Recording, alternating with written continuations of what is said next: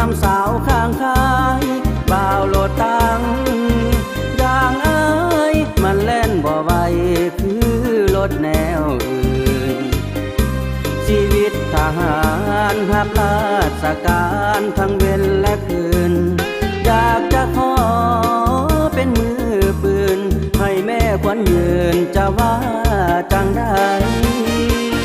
อ้ายบ่าวโลดตังอยากฝากความหวังน้ำสาวข้างคายยานน้องนั้นบ่สนใจบ่ถึกสายตาวิวาห่วมห้องยานแม่เนื้อทองมีผู้จับจองมีคู่ครองใจ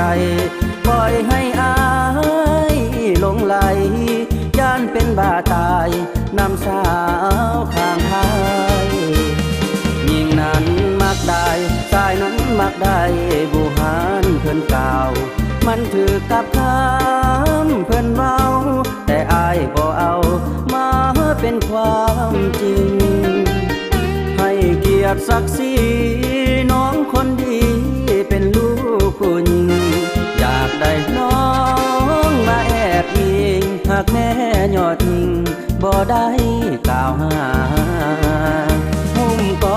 ลดตังวันเสาร์นี่ว่างบ่มีเวียกงานถ้าหากน้อง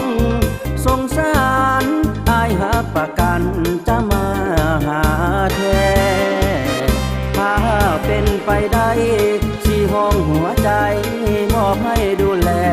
อยากได้น้องแม่ยอดสีแพรมาช่วยดูแลที่ห้องหัวใจ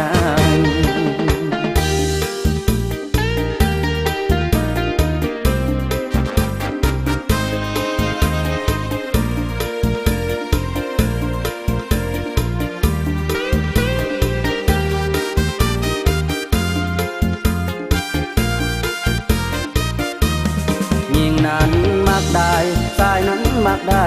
บูหานเพิ่นกล่าวมันถือกับคำเพิ่นเว้าแต่อายบ่เอามาเป็นความจริงให้เกียรติศักดิ์ศรีน้องคนดีเป็นลูกผู้หญิงอยากได้น้องมาแอบอิงหากแม่ยอดทิ้งบ่ได้กล่าวหาหุ้มก็ลดตังวันเสาร์นี่ว่างบ่มีเวียกงานถ้าหากน้องสงสารอายหักประกันจะมาหาแท้ถ้าเป็นไปได้ที่ห้องหัวใจมอบให้ดูแลอยากได้น้องแม่ยอดสีแพรมาช่วยดูแล